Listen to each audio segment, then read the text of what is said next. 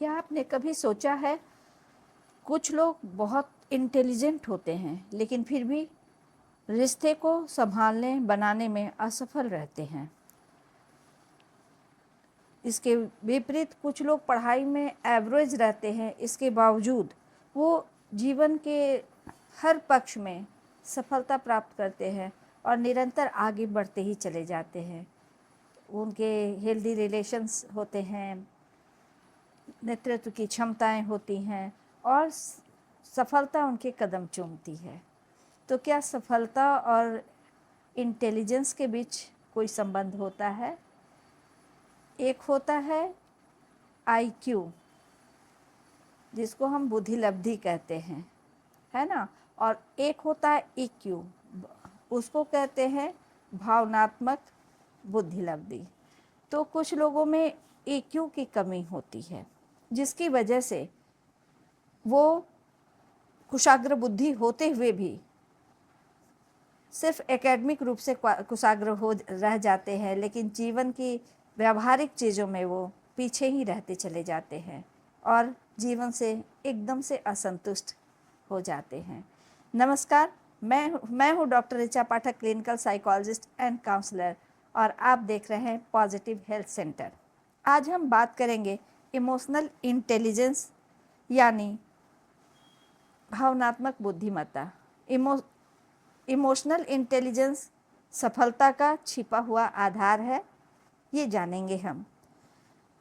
ये एक ऐसी क्षमता है जो आपके लिए रिश्तों, मानसिक स्वास्थ्य और जीवन की गुणवत्ता को गहराई से समझने की क्षमता आपके अंदर डेवलप करती है।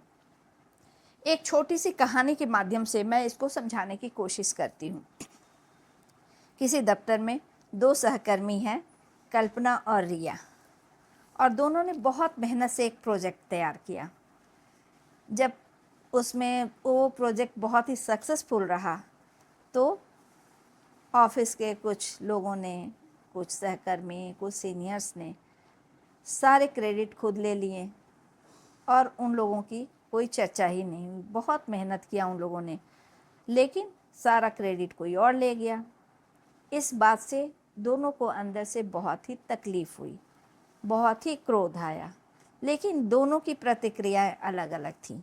कल्पना जो है वो बहुत ही ज़्यादा असंतुष्ट थी, तुरंत उत्तेजित हो गई और वहाँ सब लोगों के बीच जाकर उसने काफ़ी तेज़ आवाज़ में कुछ एग्रेसिव तरीके से अपनी असंतुष्टि को व्यक्त किया कि ये गलत हुआ है, हम लोगों ने किया, क्रेडिट हमें नहीं मिली, जैसी तरह तरह की बातें की।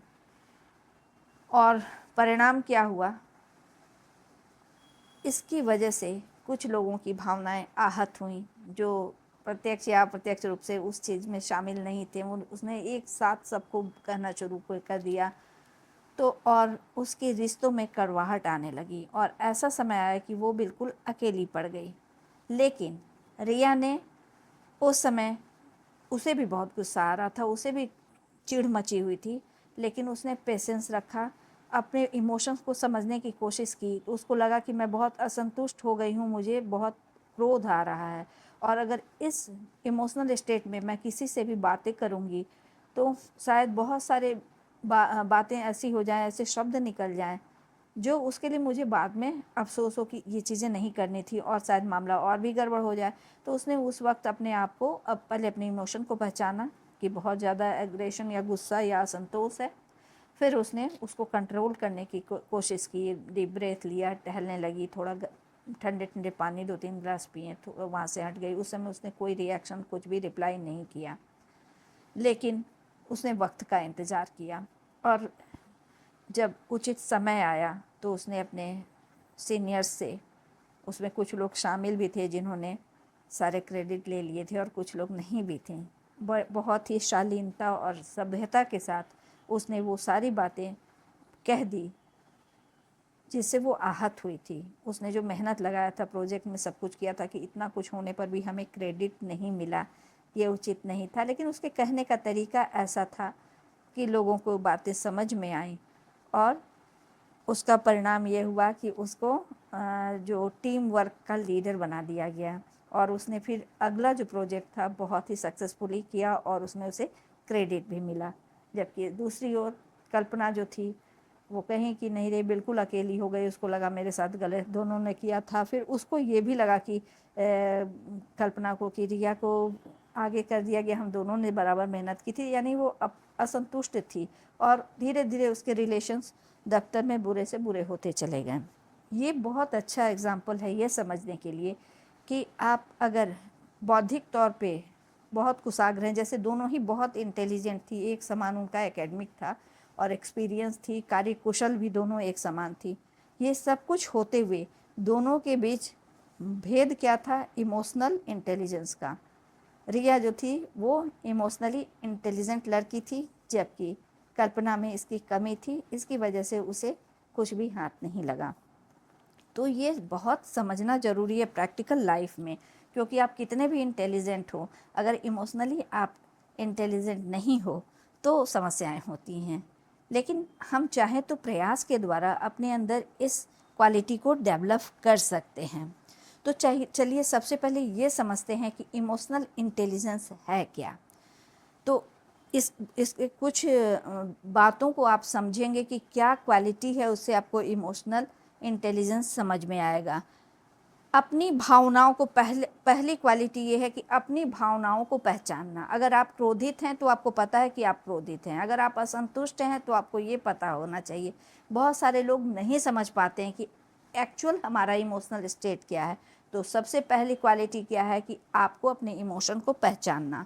दूसरा, से पहचानने से ही नहीं होगा, उसको सही तरीके से संभालना और व्यक्त करना। जैसे रिया ने अपने इमोशन को समझा भी और उसे ये भी पता था कि एक्सप्रेशन तो करूँगी, लेकिन उसका अभी वक्त सही नहीं है। सही वक्त पर और संतुलित तरीके से, संयमित तरीके से शब्दों का चयन करते हुए उसने किया तो उसका पॉजिटिव इफ़ेक्ट पड़ा। और दूसरों की भावनाओं को भी समझना। कई बार सामने से कोई हमारे बड़े कुछ ऐसा कर देते हैं, हम बहुत असंतुष्ट होते हैं और बुरा हमें इसलिए लगता है कि हम उनकी सिचुएशन को नहीं समझ रहे, लेकिन उनके सिचुएशन में खुद को कभी रख के देखेंगे तो कभी कभी ये समझ में आएगा कि अगर इस वक्त उन्होंने ये डिसीजन लिया तो भले ही हम असंतुष्ट हैं, शायद हम भी उनकी जगह रहते हैं तो ऐसी परिस्थिति में हम भी ऐसा करते हैं। तो अगर इस तरह से हम एम्पैथी अपने अंदर डेवलप करेंगे तो इस तरह के रिएक्शन नहीं होंगे और इमोशनली हम स्टेबल बहुत अच्छे से हो जाएंगे। उसके बाद है परिस्थितियों के अनुसार सही प्रतिक्रिया करना। परिस्थिति जब सही सिचुएशन हो तभी बोलना चाहिए और ब्लास्ट नहीं करना चाहिए। अपने बातों को व्यक्त कीजिए सही तरीके से कि तीर निशाने पे लग भी जाए और कोई घायल भी ना हो। इमोशनल इंटेलिजेंस के 5 स्ट्रॉन्ग पिलर होते हैं। बिना पिलर के कोई भवन का निर्माण नहीं हो सकता है ना, तो उसी तरह इमोशनल इंटेलिजेंस के भी 5 पिलर्स होते हैं। ये 5 पिलर्स क्या हैं? अगर आप उसको स्ट्रॉन्ग करेंगे तो आप नेचुरली तरीके से आपके अंदर इमोशनल इंटेलिजेंस डेवलप और हेल्दी होगा। पहला जो मैंने अभी थोड़ी देर पहले बताया था, आत्म जागरूकता या सेल्फ अवेयरनेस। हमें पता होना चाहिए कि अभी हम किस इमोशनल स्टेट में हैं, ये जानना सबसे ज़रूरी है। कैसे पता चलेगा? आप अपने आप से सवाल कीजिए कि इस समय मैं क्या महसूस कर रहा हूँ या मैं क्या महसूस कर रही हूँ, और इस इमोशन की वजह से जो मैं डिसीजन ले रहा हूँ वो प्रभावित तो नहीं हो रहा है। यानी अगर गुस्से में आकर मैंने, जैसे किसी ने कुछ कहा, गुस्से में आकर हमने व्हाट्सएप पे, जैसे फ्रेंड है, तुरंत किसी को ब्लॉक कर दिया, किसी खुद ही रिमूव हो गए ग्रुप से, तो ये सारी चीज़ें करके आप क्या करते हैं? आप दूसरे को अपने इमोशन का रिमोट कंट्रोल दे देते हैं। उन्हें पता है कि किस बात से भड़किएगा और कोई अगर आपको छेड़ना चाहे तो वो बार बार आपको भड़काएगा। तो नहीं, तो ऐसा नहीं करना है। आपको ये पता होना चाहिए कि ये मेरा अभी किस इमोशनल स्टेट में है और इस समय मुझे डिसीजन क्या लेना है या अभी नहीं लेना है। ये चीज़ आपको याद रखना चाहिए, क्योंकि अपने मनोभाव को पहचानना ही बदलाव की पहली शुरुआत होती है। दूसरा है सेल्फ रेगुलेशन। क्या है सेल्फ रेगुलेशन? तो भावनाएं आना स्वाभाविक है। अगर कोई आपके साथ मिसबिहेव करता है तो क्रोध होना या दुखी होना या गुस्सा, मतलब रिएक्ट करना या नेगेटिव आ जाना उसके प्रति भाव बिल्कुल सहज स्वाभाविक है, क्योंकि हम लोग कोई देवता तो है नहीं, ऋषि मुनि तो है नहीं, तो क्रियाओं की प्रतिक्रियाएं होती हैं, वो भावनाएं जागेंगी, नो डाउट, लेकिन उसको ब्लास्ट नहीं करना है, आपको याद रखना है। तो ये स्वाभाविक है, लेकिन हर भावना पर तुरंत रिप्लाई, अगर आप थोड़ी देर रुक जाएंगे ना तो खुद ही अच्छा सिचुएशन आ जाएगा। जैसे गुस्सा आया तुरंत कुछ बोल दिया, जैसे ये चीज़ें नहीं होनी चाहिए। तो तुरंत आपको रिप्लाई, प्रतिक्रिया नहीं दें, थोड़ी देर के लिए आप उस जगह से हट जाएं, अपने आप सभी चीज़ें ठीक हो जाएंगी। ये ज़रूरी नहीं है, तो आपको इस चीज़ का सेल्फ कंट्रोल होना चाहिए कि क्या करें। तो जब भी ऐसा कुछ हो, पहले थोड़ी देर के लिए सोचिए, पहले ये सोचिए कि आपके अंदर भी कौन सा इमोशन आ रहा है, अगर आ रहा है तो क्यों आ रहा है, और क्या इस समय जो आप बिहेवियर करने जा रहे थे वो करना उचित है, अगर वो बिहेवियर करेंगे तो आगे क्या परिणाम होंगे। ये सारी बातें जब आप सोचने लगेंगे, थिंकिंग करने लगेंगे, तो अपने आप वो तत्कालिक जो प्रतिक्रिया है अपने आप खत्म हो जाएगी, और जब आप स्टेबल हो जाएंगे इमोशनली, तो जो भी डिसीजन लेंगे सही ही होगा। तीसरा जो स्तंभ है वो मोटिवेशन। इमोशनली इंटेलिजेंट लोग जो होते हैं वो बाहरी चीज़ों से वो मोटिवेट नहीं होते हैं, उनकी आंतरिक प्रेरणाएं होती हैं जिसकी वजह से वो आगे बढ़ते हैं, निकलते हैं। वो असफलताओं को भी एक चुनौती मानते हैं, एक अवसर मानते, एक अवसर मानकर अपनी गलतियों में परिवर्तन लाकर नया अवसर बना लेते हैं। तो ये तभी संभव है जब आप इंटरनली मोटिवेट रहें। चौथा स्तंभ एम्पैथी, जिसके विषय में मैंने पहले भी कहा कि हम लोग तुरंत रिएक्ट, किसी ने कुछ खराब से कहा और तुरंत गुस्सा होकर हम बोलने लगे। थोड़ी देर के लिए सोचिए कि अभी उसकी क्या स्थिति हो सकता है कि अभी उसके सामने कोई ऐसा इमोशनल स्टेट हो या कुछ ऐसी सिचुएशन हो जिसकी वजह से वो रिएक्ट कर रहा है, और उसकी जगह पे अगर आप होंगे तो आप कैसा महसूस करेंगे। ये सोचते हुए अगर उसके रिएक्शन को आप सोचेंगे तो तुरंत प्रतिक्रिया नहीं होगी, यानी सम अनुभूति, दूसरों की भावनाओं, जो भी भावनाएं हैं उसमें खुद को महसूस करना कि ऐसी परिस्थिति में मैं क्या करता या मैं क्या करती। अगर ये चीज़ें हमारे अंदर डेवलप हो जाती हैं तो अपने आप स्वतः इमोशनली स्टेबल हो जाएंगे, मैच्योरिटी आएगी, और भावनाओं को, खुद की भावनाओं और दूसरों की भावनाओं को समझने में समझदारी हम दिखाएंगे। Last but not least, social skill. ये सारी चीज़ें तो हैं ही साथ में हमारे अंदर, क्योंकि जिसमें इमोशनल इंटेलिजेंस अधिक होता है वो सोशली भी उनको लोग बहुत पसंद करते हैं, क्योंकि उनके अंदर ये स्किल होता है कि समाज में कैसे रहना, कैसे बेहतर प्रदर्शन करना है, कैसे लोगों को अपनी बातों को समझाने की क्षमता अपने अंदर रखनी है। वो आपके अंदर नेतृत्व क्षमता आ जाती है, आपकी चीज़ें लोग आदर्श मानकर करने लगते हैं। और ये सब चीज़ों के लिए सोशली आपको स्किल्ड होना ज़रूरी है। वो उसके लिए क्या करना है, सही संवाद, शब्दों का चयन बहुत सोच समझ के करना है। ये मैं बार बार बता रही हूँ, सही संवाद, यानी आपका जो कम्युनिकेशन स्किल है वो सही हेल्दी होनी चाहिए। मतभेद भी है तो उसको सम्मान पूर्वक सुलझाना चाहिए। आप कई बार लोग सुलझाने जाते हैं और सामने वाले को ही उत्तेजित कर देते हैं, आप इस शब्दों में बोलते हैं कि उसकी भावनाओं को ठेस पहुंच जाता है। तो ऐसा कोई भी अपनी जुबान से शब्द नहीं बोलिए कि सामने वाले की भावनाएं आहत हों। और ये सारी चीज़ों का अगर आप प्रैक्टिस करेंगे तो सोशल स्किल तो ऐसे ही डेवलप हो जाएगा। कम इमोशनल इंटेलिजेंस आपके अंदर है, इसके कुछ संकेत होते हैं। कैसे आप पहचानेंगे कि आप इमोशनली इंटेलिजेंस जो है वो आपके अंदर, इमोशनल इंटेलिजेंस की क्षमता या कैपेसिटी कम है, कैसे आप समझेंगे? तो कुछ साइन हैं, आप या आपके अपनों के अंदर ये अगर ये क्वालिटी है तो उसको ज़रूर दूर कीजिए। जैसे पहला, छोटी छोटी बातों पर गुस्सा आ जाना, तुनक मिजाज, और गुस्सा ही नहीं आना, तुरंत रिएक्ट कर देना, कुछ ऐसा शब्द बोल देना, कुछ ऐसा बिहेव कर देना कि एकदम पता चल जाए, किसी ने कहा नहीं कि तुरंत रिएक्शन के लिए आप तैयार हो। ये बहुत बड़ा साइन है। अगर ये चीज़ है यानी आप इमोशनली इंटेलिजेंट नहीं हो। आलोचना सहन करने की क्षमता नहीं होती है, थोड़ी भी कोई आपकी शिकायत कर देता है बर्दाश्त के बाहर हो जाता है, आपसे बर्दाश्त ही नहीं होता है। जबकि स्वाभाविक ये है कि हर इंसान में कुछ ना कुछ कमी होती है। भगवान भी धरती पे आते हैं तो उनके भी व्यक्तित्व में कुछ कमी आ जाती है। हम सब तो तुच्छ इंसान हैं, कमी तो होगी, खूबी और कमी के समन्वय से ही तो व्यक्तित्व का निर्माण होता है। तो ऐसे लोग नहीं मानते कि उनके अंदर कमी है, अगर कोई भी आलोचना करता है तो ओवर रिएक्ट करते हैं। उनमें बार बार रिश्ते टूटते हैं, चाहे वो फ्रेंडशिप का रिश्ता हो, इमोशनल रिलेशन हो, माता पिता से कहीं भी हो, कलीग्स हो, जहाँ भी जाएंगे उनको कहीं पटरी ही नहीं हो खाती है। हमेशा छोटे छोटे रिश्तों में हर बात में तकरार और टूट ही जाता है, फिर आप उससे संबंध तोड़ के दूसरे के पास, तीसरे के पास, ये चीज़ें चलती रहती हैं। ये भी एक बहुत बड़ा साइन है। और तनाव में आकर गलत डिसीजन लेते रहना, एक बार नहीं बार बार और लगातार ये गलती करना, अपनी भावनाएं समझ नहीं पाना, ये अगर आपके अंदर भी ये लक्षण हैं तो ये संकेत हो सकता है कि इमोशनली इंटेलिजेंट आप कम हैं। लेकिन ये जन्मजात चीज़ें नहीं हैं, आप इसको प्रैक्टिस से अपने अंदर अपने जो भावनात्मक बुद्धिमत्ता को बेहतर से बेहतरीन बना सकते हैं।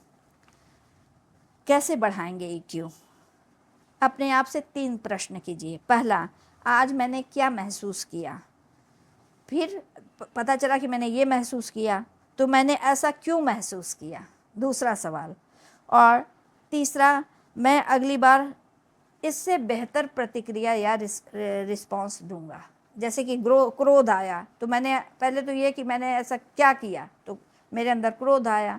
क्यों आया? तो किसी ने मुझे कुछ कह दिया था। अब कुछ कह दिया था तो ये रिएक्शन आपको लग रहा सही नहीं है, तो खुद को कहना कि अगली बार अगर ये सिचुएशन आएगा तो मैं बेहतर रिएक्शन दूंगा, हेल्दी रिएक्शन दूंगा, ऐसा नहीं दूंगा। इसकी अगर हम प्रैक्टिस करते हैं तो धीरे धीरे हमारा EQ बहुत ही स्ट्रांग होता चला जाएगा। क्या करें? प्रतिक्रिया देने से पहले 10 सेकेंड के लिए डीप ब्रेथ लीजिए, नाक से सांस लीजिए, होल्ड कीजिए एंड धीरे धीरे सांस छोड़िए। ऐसा 10 सेकेंड से 15 सेकेंड तक आप कीजिए। जब भी आप वैसे सिचुएशन में जाते हैं जब आपको रिएक्शन करने की इच्छा होती है, तुरंत रिएक्ट कभी नहीं करना है। फिर जो भी आप डिसीजन लेने जा रहे थे कि अब उसे हम कभी बात नहीं करेंगे, हम ब्लॉक कर देंगे, उसके नंबर को ब्लॉक कर देंगे, हम उस ग्रुप से निकल जाएंगे, तो सोचिए कि ये डिसीजन मैं ले रहा हूँ, इसका प्रतिक्रिया कितना बुरा पड़ेगा, और तब डिसीजन लेंगे तो कभी भी गलत नहीं होगा। दूसरों की बात सुनने की आदत डालिए। गुड लिसनर बनना बहुत ज़रूरी है। क्यों बहुत ज़रूरी है? क्योंकि अगर जब तक पूरी बात आप सुनेंगे नहीं तो आपका कभी भी डिसीजन सही नहीं हो सकता है। आप आधी जानकारी पेश कर रहे हैं, हो सकता है कि उसने जो रिएक्शन दिखाया वो बिल्कुल सही है उस सिचुएशन के लिए, तो जब तक आप पूरी बात नहीं जानेंगे तो कैसे समझ सकते हैं। इसलिए सुनना सिर्फ इसलिए ज़रूरी नहीं है कि चलो वो कह रहा तो सुन ले, सही डिसीजन लेना, सही तथ्य तक पहुंचने के लिए भी सुनना बहुत ज़रूरी है। तो एक गुड लिसनर बनना बहुत ज़रूरी है। सिर्फ उत्तर दे देना, उसने कुछ कहा मैंने फटाक से जवाब दे दिया, ये कोई बहुत इंटेलिजेंट इंसान की पहचान नहीं है। अपनी भावनाओं को लिखने की आदत डालिए, जर्नलिंग कीजिए। जब भी अच्छा बुरा दुख सुख जो भी महसूस हो रहा है उसको लिखने की कोशिश कीजिए। ये एक बहुत ही बेहतर उपाय है। और हम लोग अपने क्लाइंट्स को हर साइकोथेरेपी में एक ये भी होमवर्क देते हैं कि अपने इमोशंस को लिख के लाइए, और उनको बहुत ही बेनिफिट होता है।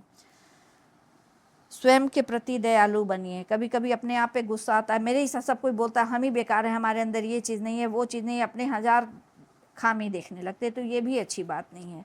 जैसे अगर कोई गलती हो गई है तो अपने आप पर भी उतनी ही दयालु बनिए जितना आप अपने बेस्ट फ्रेंड पर। अगर आपके बेस्ट फ्रेंड ने कुछ गलत किया और वो परेशान होता तो आप समझाते, नहीं नहीं तुम्हारी गलती नहीं, तुमने तो मेहनत किया था, लेकिन ऐसा सिचुएशन था, तुम्हारे में कोई कमी नहीं। वैसे ही वही दयालु शब्द अपने लिए भी बोलिए और अपने आप को समझाइए, क्योंकि गलतियां ही इंसान को आगे बढ़ने में मदद करती है। अगर हम गलतियों से सीख लें तो, गलतियों से हतोत्साहित होकर हम लड़ना ही छोड़ दें, हम कुछ करना ही छोड़ दें, तब तो कुछ नहीं होगा। हर गलती इंसान को एक नई सीख देती है, तो उस सीख को आप कहा जाए ना एक अवसर बना लीजिए, तो इससे अच्छी बात कुछ हो ही नहीं सकती है। तो ये सारी कुछ उपाय हैं। रिसर्च बताता है कि लंबे समय तक अच्छे रिश्ते, प्रभावी नेतृत्व क्षमता और मानसिक स्वास्थ्य में इमोशनल इंटेलिजेंस की महत्वपूर्ण भूमिका होती है। अगर ये हमारा डेवलप है तो ये सारे फील्ड हम बहुत ही अच्छे से मैनेज कर लेते हैं। अगर आपको लगता है कि कोई आपके अपने इससे परेशान है या तो उन्हें ज़रूर ये वीडियो शेयर कीजिए, और ख़ुद भी आपको अगर लगता है तो इसमें मैंने जो उपाय बनाया है उसको ज़रूर अप्लाई कीजिए। और अब तक मेरे चैनल को सब्सक्राइब नहीं किया तो सबसे पहले सब्सक्राइब कीजिए, और हाँ, लाइक ज़रूर कीजिए अगर अच्छी लगी हो तो। धन्यवाद। स्वस्थ रहें, संतुलित रहें और भावनात्मक रूप से मजबूत बने। बहुत जल्दी मिलते हैं एक नए टॉपिक के साथ। तब तक के लिए बाय बाय।